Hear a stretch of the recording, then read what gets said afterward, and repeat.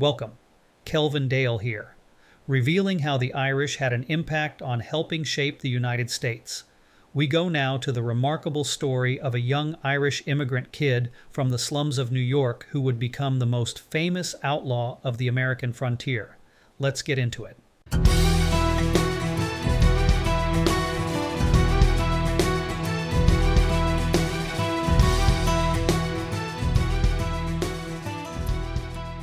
Billy the Kid was born Henry McCarty on November 23, 1859, in New York City. His childhood likely began in the crowded Irish tenements of the Lower East Side near 70 Allen Street, shown here today. These neighborhoods were filled with families who had escaped the Great Irish Famine of the 1840s. His mother, Catherine McCarty, was one of those survivors.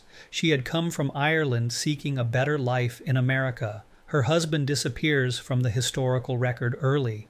Some sources suggest his name may have been Patrick or Michael McCarty. What is certain is that Catherine raised Henry and his brother Joseph largely on her own. Life in those New York Irish neighborhoods was tough, but also deeply rooted in culture. Henry heard the Irish language spoken daily around him.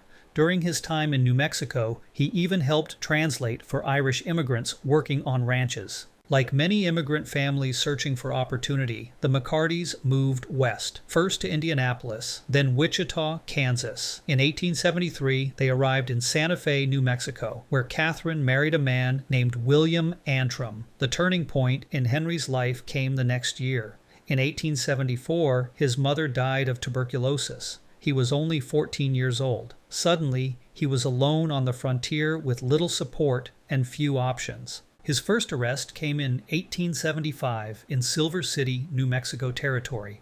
His charges came from him stealing clothes and pistols from a Chinese laundry. He escaped from jail 2 days later by climbing the chimney, marking the start of his outlaw life at age 15. 2 years later, while Henry was living in Arizona, he got into a fight in a saloon when he shot a blacksmith named Frank Windy Cahill, who had been bullying him. Cahill died from the wound.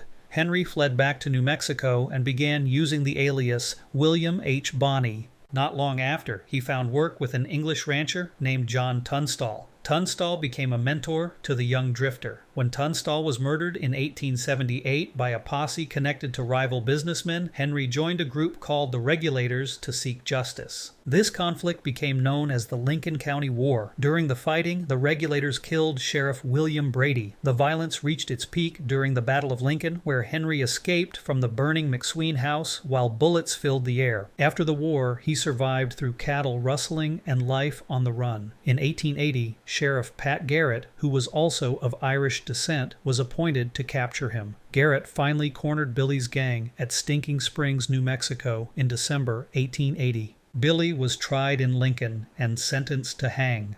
On April 28, 1881, he pulled off one of the most daring jailbreaks in Western history.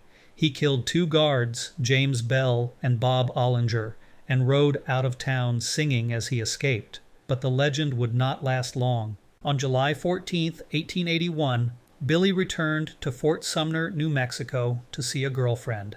That decision would seal his fate. Sheriff Pat Garrett waited in a darkened room at the ranch of Pete Maxwell.